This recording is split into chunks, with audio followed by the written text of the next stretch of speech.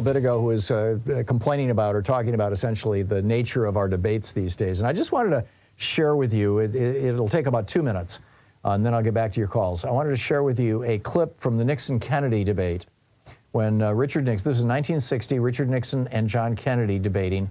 And the question was, what are we going to do about civil rights? And this, number one, exposes the importance of having debates where people can actually say something, which we no longer have. Our debates have been rigged by the big networks to be basically the Jerry Springer show. You've got 15 seconds. No, you've got 25 seconds. You've got 30 seconds. No, wait, he called out your name and you called out his name. Let's have a fight here, please. That's what's going on now. We used to actually have debates, and I think, and you know, it was the 1992 election when the Republican Party, at the advice of George Herbert Walker Bush, who was its candidate, refused to participate in League of Women Voters debates, and that was the end of real debates, was the election of 92, which then led us to the Willie Horton ads. But anyhow, here's Richard Nixon and John Kennedy, and notice how Nixon is making the argument that government should play no role in dealing with the rights of black people, that it should be entirely up to industry. And Kennedy comes back and takes him down. Just listen to this. I have talked to Negro mothers. I've heard them try to explain how they tell their children how they can go into a store and buy a loaf of bread, but then can't go into that store and sit at the counter and get a Coca-Cola. This is wrong, and we have to do something about it. So here's a solution. So under the circumstances, what do we do? Well, what we do is what the Attorney General of the United States did under the direction of the President. Call in the owners of chain stores and get them to take action. Yeah, beg the free market, right? So Kennedy comes back. Senator Kennedy. Well, Mr. Nixon hasn't discussed the two basic questions.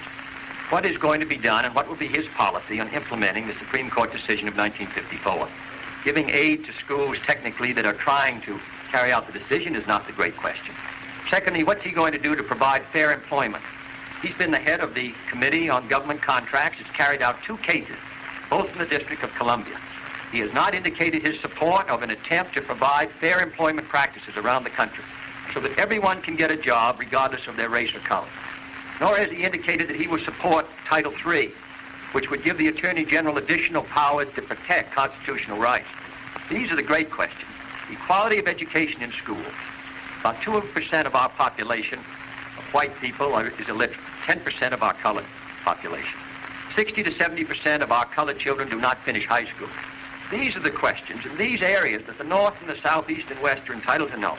What will be the leadership of the President in these areas to provide equality of opportunity for employment? Equality of opportunity in the field of housing, which could be done on all federal-supported housing by a stroke of the President's pen. What will be done to provide equality of education in all sections of the United States? Those are the questions to which the President must establish a moral tone and moral leadership. And I can assure you that if I'm elected President, we will do so.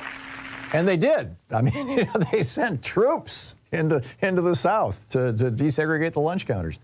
So anyhow, I just thought that was such an interesting example. I wanted to share it with you.